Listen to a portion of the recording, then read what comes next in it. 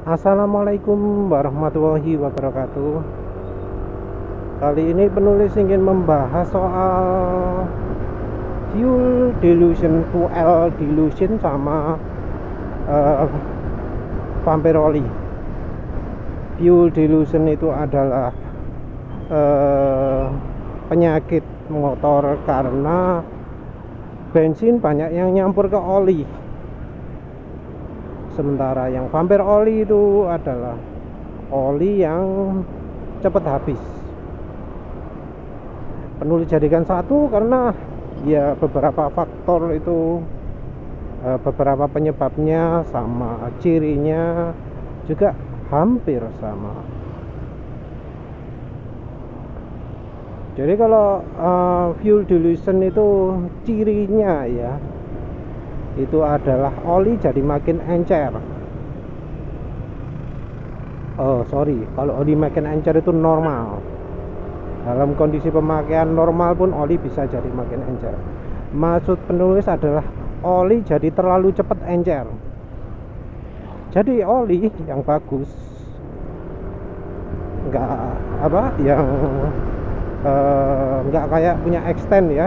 Kalau extend beda lagi, evaluator beda lagi, apalagi Mediterranean SC, SX gitu beda lagi.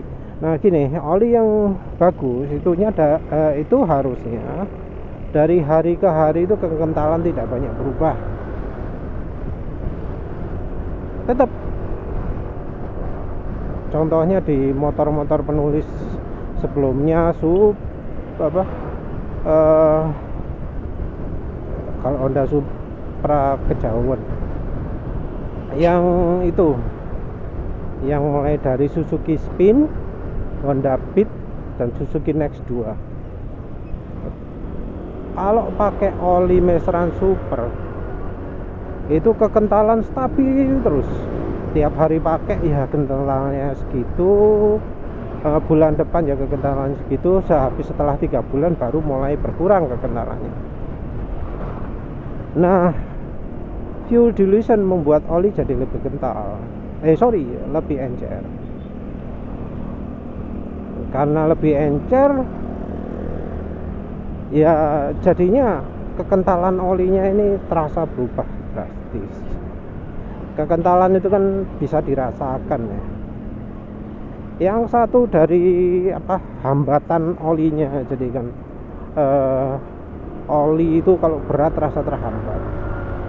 Tapi beda ya dengan hambatannya oli yang terlalu encer, beda.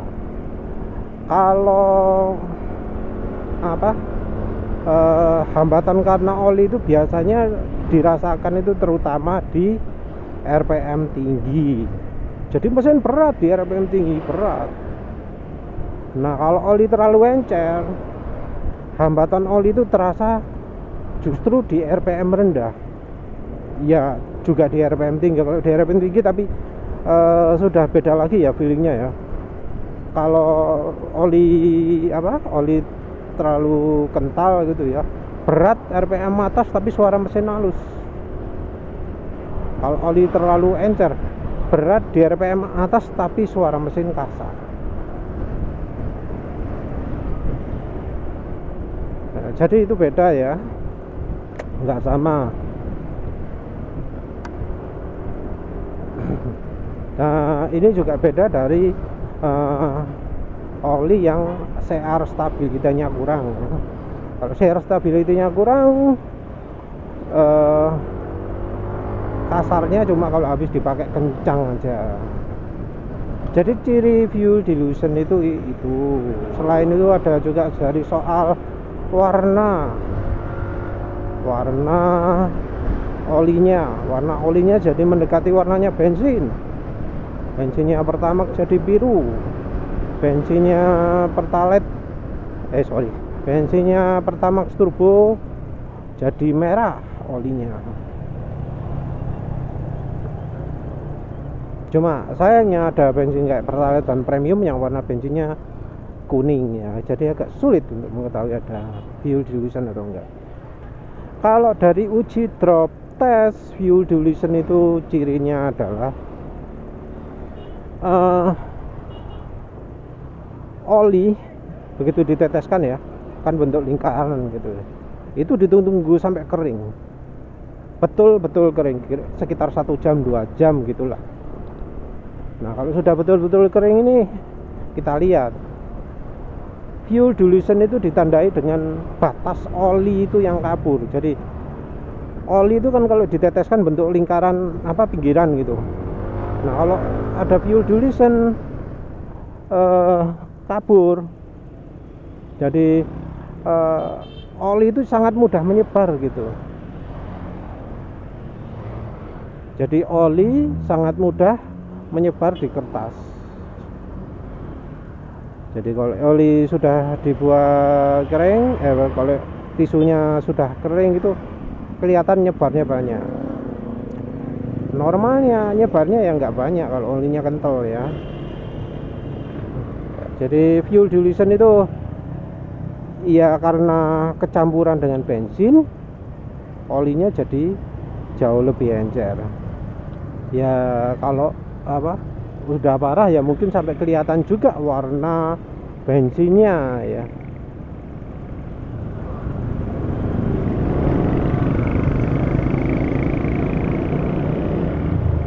Apalagi ya cirinya, yang jelas suara mesin jadi kasar karena kan oli jadi makin encer ya. Kemampuan oli berkurang. Oli encer itu kemampuan olinya lebih rendah daripada oli kental.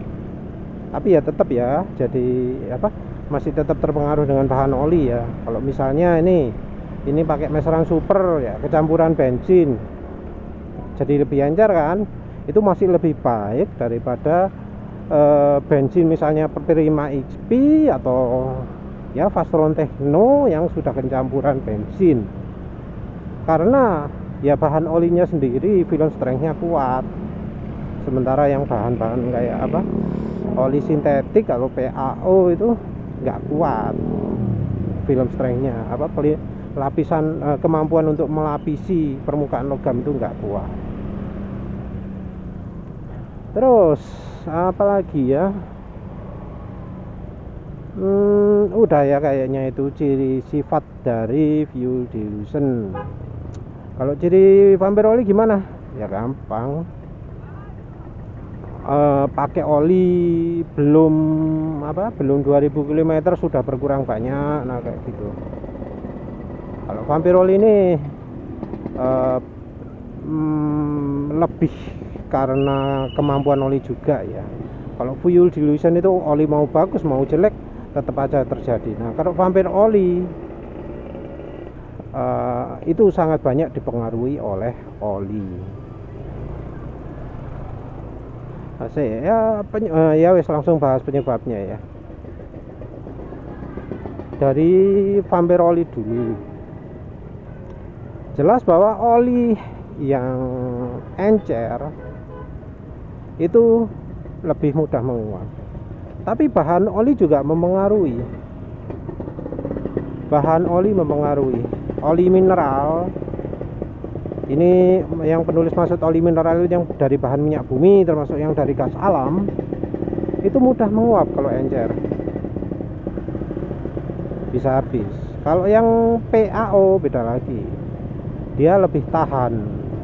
Jadi kalau orang ngomong oli sintetik itu lebih tahan penguapan, lebih awet, itu oli PAO yang dimaksud.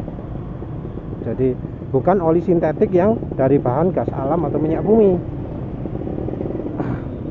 Nah, taunya gimana?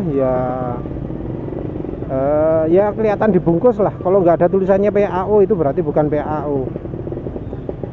Kalau cuma sintetik berarti ada kemungkinan besar itu bukan PAO. Apalagi kalau harganya di bawah 200.000, itu sudah kemungkinan besar bukan PAO.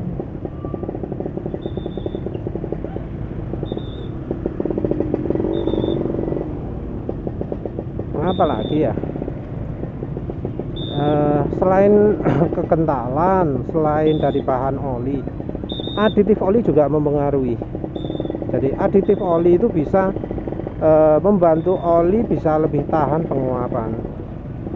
Nah, jadi ini masih penulis masih menyebut satu hal saja ya, dari penguapannya dulu, soalnya ini yang beda dari fuel dilution. Jadi faktor dari penguapan oli ini penting karena ya mempengaruhi juga suhu operasinya. Jadi kalau dari bahan oli itu kita bisa dari titik didih. Titik didih jarang disebut ya, yang lebih sering disebut flash point. Nah, flash point ini bisa jadi ukuran seberapa parah penguapan yang terjadi pada oli. Tapi ada lagi parameter yang lebih pas ya kalau untuk soal penguapan ini, yaitu di angka NOAK. Lupa penulis singkatannya, nanti penulis sertakan NOAK itu apa, tapi yang jelas itu yang dipakai untuk mengukur penguapan oli. Dari angka NOAK ini jelas ya, kalau olinya lebih kental pasti lebih mudah, lebih sulit untuk menguap. Kita bisa lihat gampang ini di Mobil One, soalnya di Mobil One itu kan yang spesifikasi olinya bisa mencantumkan juga antara yang encer dan yang kental. Nah, itu angkanya kita bisa bandingkan sendiri. Dari angka itu penulis simpulkan kalau mau olinya nggak mudah menguap, ya pakai oli kental. Ingat ya, kekentalan SAE itu di grup-grupkan. Bisa jadi ada yang SAE 40 kekentalannya mendekati 50, atau yang SAE 40 lebih dekat yang ke 30 itu ada. Ya, karena pakai grup-grupan, dikategorikan. Ada ringnya. Terus yang berikutnya berhubungan dengan yang satunya ini berhubungan dengan yang bocoran, di mana tempat yang menghubungkan antara oli mesin dengan ruang bakar. Kalau yang sering disebut itu dari piston. Jadi ada ring piston dengan pistonnya. Ring piston terus dengan dinding silinder. Dinding silinder oli mesin itu kan bisa ausnya ya macam-macam, termasuk dari oli juga. Jadi oli jelek itu bikin dinding silinder dan ring pistonnya atau pistonnya cepat aus. Selain itu ya bikin masalah makin parah juga. Jadi ya oli itu penting ya untuk mencegah atau mengatasi fuel dilution dan vampir oli. Jadi dari ring piston dan dinding piston ini bisa aus kalau olinya jelek, dan kalau sudah aus bisa menyebabkan baik fuel dilution maupun vampir oli. Vampir oli terjadi ketika ring olinya ini aus, jadi banyak oli yang bocor ke ruang mesin. Itu satu. Yang kedua yang nggak begitu kelihatan adalah ketika olinya ini menguap. Nah, kalau sudah menguap nggak kelihatan jadi asap, nggak ketahuan. Menguapnya ya tempatnya sama. Begitu kena kena piston atau kena dinding silinder, dia akan mendidih dan menguap. Kena semprot langsung cedas, panas, uap. Nah, itu. Oli yang encer lebih mudah menguap. Dan apalagi ya,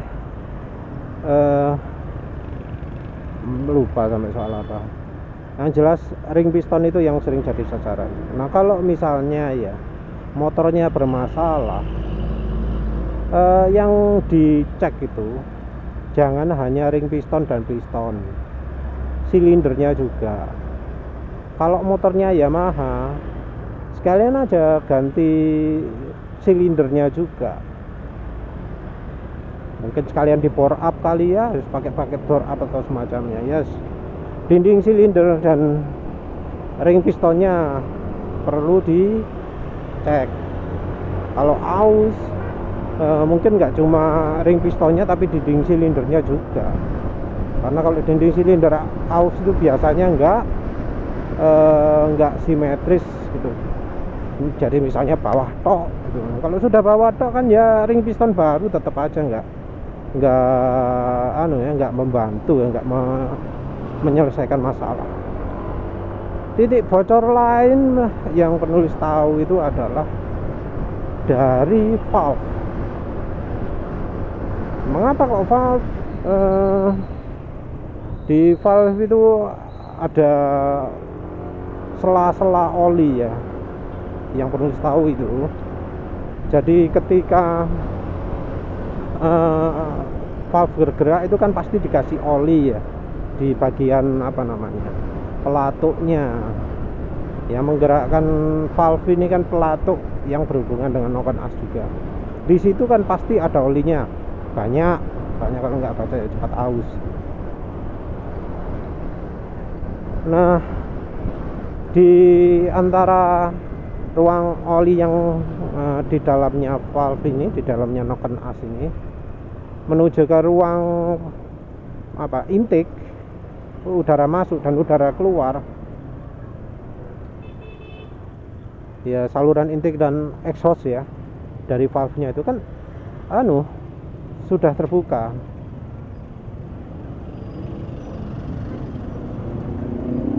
Nah, yang valve-nya ini juga bisa aus kan, bagian pinggir-pinggirannya, bagian valve-nya sendiri, mau seal-nya juga begitu.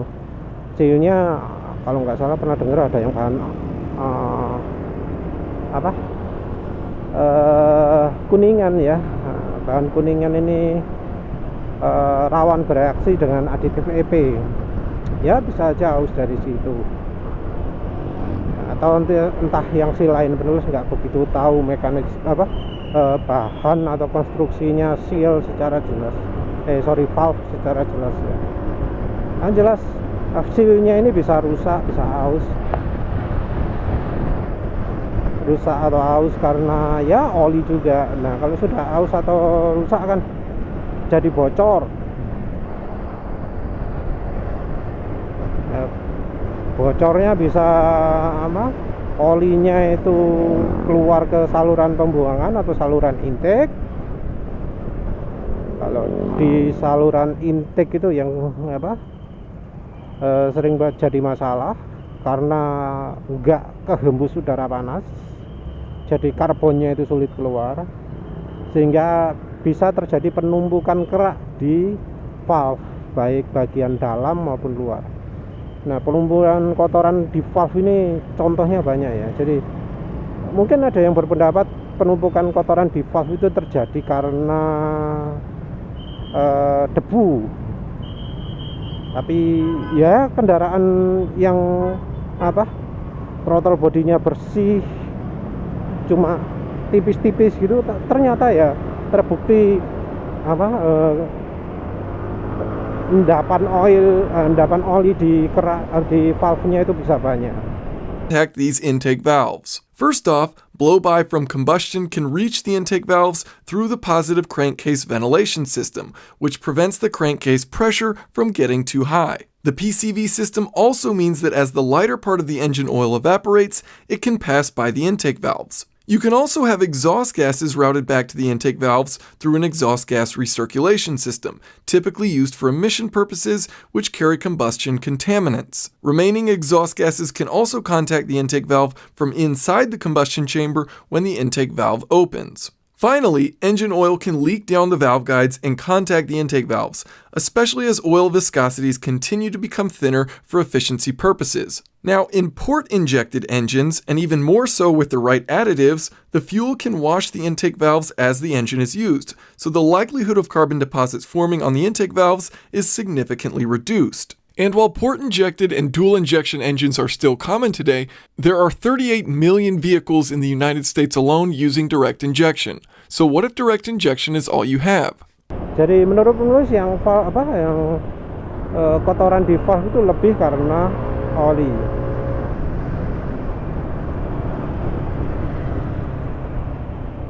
Yang ketebelnya juga ketebel oli ya.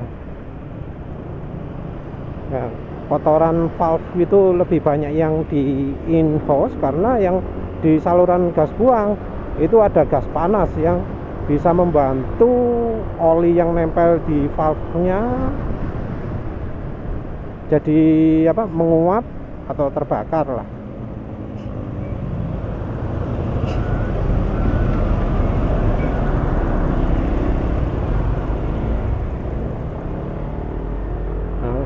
Hal yang sama juga terjadi dari fuel dilution.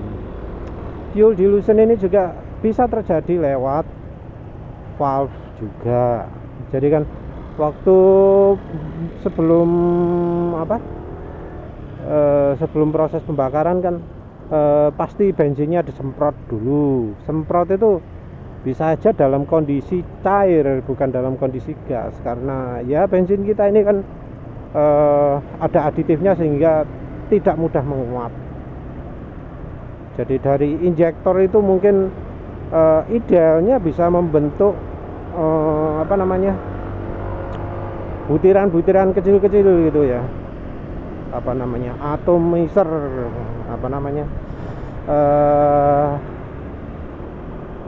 uap, bisa membuat dari cairan jadi uap, tapi kan itu belum tentu sukses ya. Nah, ketika dalam bentuk cairan ini kena dinding valve-nya kan lagi separuh buka gitu, itu kan bisa kena saluran intake juga. Jadi kalau misalnya pas valve ini belum buka, sudah terbuka, tapi pas bensin lagi bergerak ke atas sudah kesemprot bensin dulu, bisa ikut masuk ke valve juga, masuk ke oli yang ada di ruang valve juga bensinnya. Hal yang sama juga terjadi pada dinding silinder. Nah, kan waktu disemprot bensinnya itu, kalau yang sempurna kan campuran udara dengan bensin itu bisa bisa bagus gitu ya, membentuk uap gas uap bensin. Nah, kalau campurannya jelek kan bensinnya nggak bisa nyampur dengan baik. Penulis tulisan belakangan mau isi bensin dulu. Possible to see the moment the injector opens and closes. This shows how the low resistance 2.4 ohms peak and hold injector, number 4 injector, and the latest generation of high resistance 12 to 16 ohms EV 1.3 and EV6, number 7 and 8, open and close much quicker than the early EV1, number 2 and 3, high resistance 12 to 16 ohms saturated injectors. You can also see on injectors 1, 2, 3 and 6 large droplets of fuel, either in the spray pattern or large droplets coming from the sides of the spray pattern. This fuel will fall onto the manifold walls and run down onto the back of the inlet valve.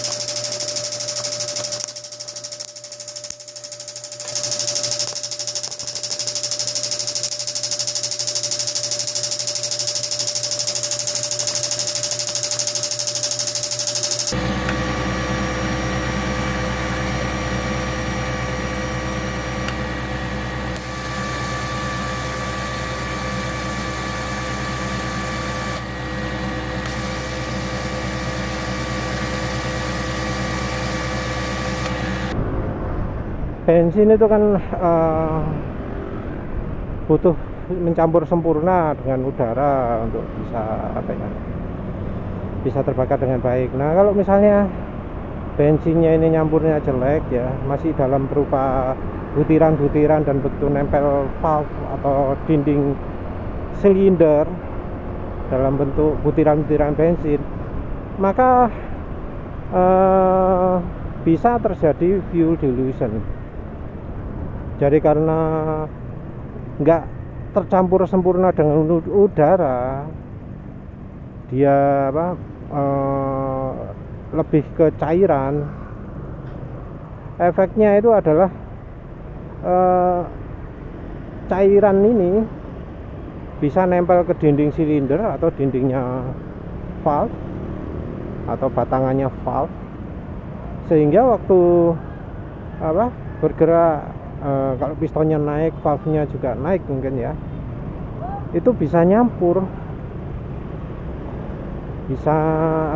bisa ngikut ke yang bagian ada olinya. Jadi bagian valve ada olinya atau bagian dinding silinder yang ada olinya, masuklah nyampur oli, dan itulah yang menjadi jalan masuk dari bensin ke ruang oli. Jadi ya, kalau dari keterangannya itu bisa jadi karena fuel injektornya ini bermasalah, kotor, sehingga semprotannya itu semprotannya itu utuhan gede, atau misalnya katanya rusak ya, bocor. Nah, itu juga bisa. Terus apalagi ada masalah di rasio bahan bakar, itu juga bisa. Ada masalah di timing pembakaran, itu juga bisa. Apalagi ada masalah dengan bensinnya. Disebutkan itu dari kualitas bensin ya, bukan dari oktan. Jadi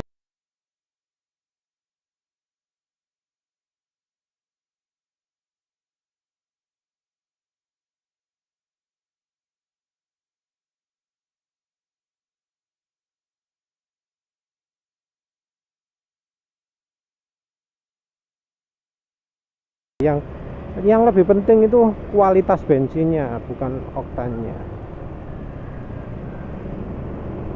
Penulis nggak tahu ya apa Pertalite. Beberapa orang kan ngomong jangan pakai Pertamax tapi pakai Pertalite.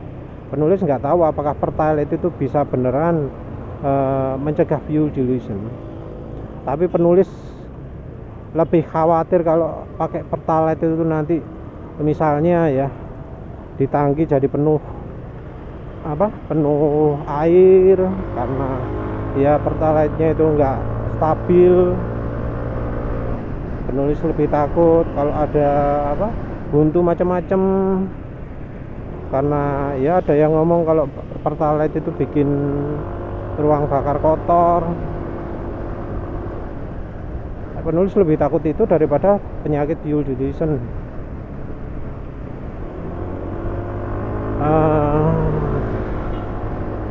Kalau dari Pertamaxnya jelas kelihatan ya, fuel dilution itu bikin olinya jadi hijau di motor penulis. Kalau pakai Pertalite nggak kelihatan karena warna olinya tetap.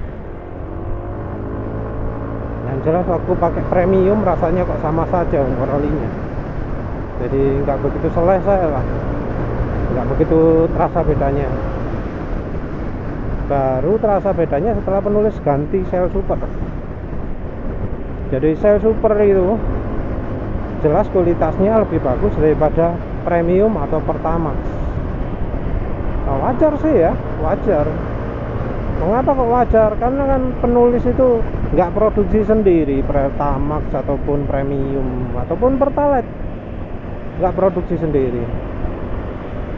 Pertamina akan beli impor pakai tender, dan kalau beli tentunya yang paling murah. Mereka nggak beli yang mahal. Bahkan disebut sendiri kalau beli yang buatan lokal, karena kilang minyaknya bukan milik Pertamina untuk bensin lokal, itu katanya lebih mahal. Jadi yang lokal itu milik Chevron, milik lupa pokoknya yang punya kilang minyak di Indonesia itu ya, yang harusnya dikelola Pertamina tapi dikelola nanti yang di Cepu itu loh. Nah itu kan katanya bensinnya harganya sangat mahal gitu. Unik ya. bahan bakar apa, hasil bumi kita, tapi harganya kok mahal. Yang nikmati siapa? Terus lepas dari itu, yang jelas bukan oktan bensin kalau dari rekomendasinya Exxon dan Castrol, bukan oktan bensin, tapi kualitas bensin.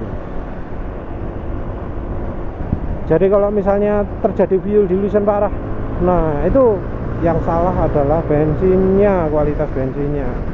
Dan terbukti sama-sama oktan 92, pakai Pertamax bisa fuel dilution parah, pakai Fastron pakai Soul Super enggak.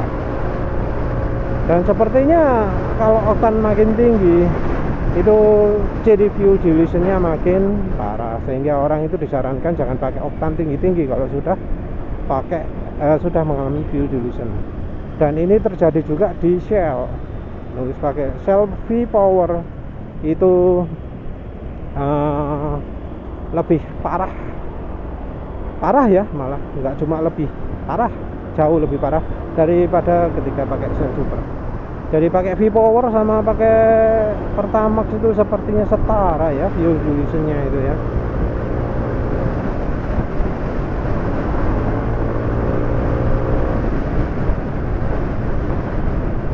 Apalagi ya, penyebab fuel dilution itu ya sebabnya lebih karena bensin ya, dari semprotan bensin. Kalau pakai zaman karburator itu bensin itu bisa kayaknya lebih tercampur daripada kalau pakai injektor ya, entah ya, ini asumsi penulis ya. Soalnya injektor itu kan lubang-lubang kecil-kecil itu ya. Lihat videonya apa, semprotan injektor itu yang di uji carbon clean, uji pembersih injektor itu kok kayaknya utuhan ya, kayak dicerot gitu, bukan model nyebar kayak karbu itu. Kalau karbu kan bus gitu langsung dari Bang Venturi, itu jadi kayak model cat semprot ya, model spray gitu ya. Model kayak semprotan obat nyamuk yang pakai tangan itu loh, yang dipompa pakai tangan gitu. Ada pipa kecil, ketiup angin, terus obat nyamuknya, cairan obat nyamuknya nanti langsung nyebar kayak gitu kalau karbu. Nah kalau yang injektor yang pakai injektor, yang pakai injeksi, penulis nggak tahu apa bener bisa sehalus itu.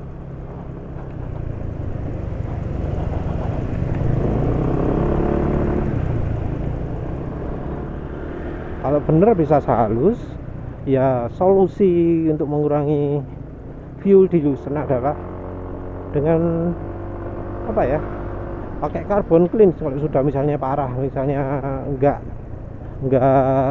deket dengan pom bensin yang lebih bagus dari Pertamina, solusinya adalah sering carbon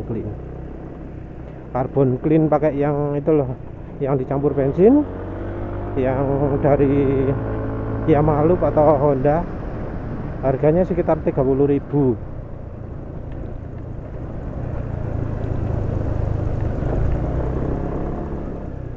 Tapi kalau sudah pakai bensin yang lebih bagus dari punya Pertamina, yang punya daya pembersih lebih bagus, nggak perlu lah.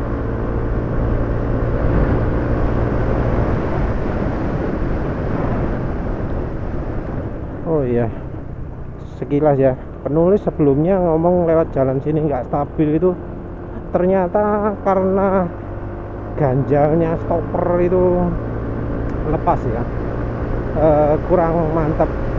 Begitu ganjal stoppernya penulis benahi sehingga sampai penuh, jadi lebih stabil lewat jalan menikung tadi. Jadi ganjal stopper itu bisa membantu kestabilan juga, kestabilan di jalan yang nggak mulus, kestabilan belok di jalan yang kacau balau, yang tambal-tambal. Terus kembali lagi fuel dilution dan vampire oli, solusinya enaknya apa? dari perbaikan mesin jelas. Kalau sudah mau ganti dari bagian mesin, sekalian dari silindernya, jangan pakai yang ori lagi, jangan pakai yang aluminium. Kalau bisa cari yang dari besi, nggak peduli lah pendinginannya lebih parah, yang penting kan nggak fuel dilution. Pendinginan parah kalau misalnya ingin memperbaiki, ya bisa dibantu dengan coolant yang lebih banyak airnya. Terus apa ya, oli jelas ya, oli jelas. Jadi oli itu kalau pakai encer lebih mudah menguap, lebih tidak melindungi, lebih tipis, itu lebih mudah habis. Jadi walau di motor normal pun, motor yang nggak ada genjara vampir olinya, pakai oli encer itu jauh lebih cepat habis. Kalau cepat habis dan kita nggak tahu olinya volumenya kecil gitu ya, oli bisa cepat rusak. Kalau sudah rusak ya nggak bisa melindungi lagi. Kalau sudah nggak melindungi lagi, resiko mesin rusak makin meningkat. Ya makanya penting juga ya ngecek ketinggian oli dan warna oli secara periodik. Apalagi kalau misalnya kita motornya dipakai sama anak atau istri itu ya. Soalnya kalau yang pakai kita sendiri kan kita bisa tahu dari suaranya, oh ini sekarang sudah makin encer olinya, oh ini sudah makin kental lagi, wah harus segera ganti. Soalnya kan kalau oli sudah dari encer makin encer terus jadi makin kental, nah wis oli itu sudah rusak. Jadi kalau oli sudah mulai kental lagi, itu sudah nggak layak pakai. Selain itu injektor ya di clean pakai cairan ya, cairan pembersih injektor. Terus lupa wis lah, itu aja dulu. Solusi itu rasanya udah cukup ya. Oh ya, sama satu lagi minyak goreng. Ada yang ngomong kalau pakai minyak goreng fuel dilution itu jadi vampir olinya jadi berkurang, oli jadi lebih sulit. Karena apa? Karena minyak goreng titik didihnya jauh lebih tinggi daripada kebanyakan oli mineral. Ya wis lah, itu aja. Terima kasih udah menonton. Assalamualaikum warahmatullahi wabarakatuh.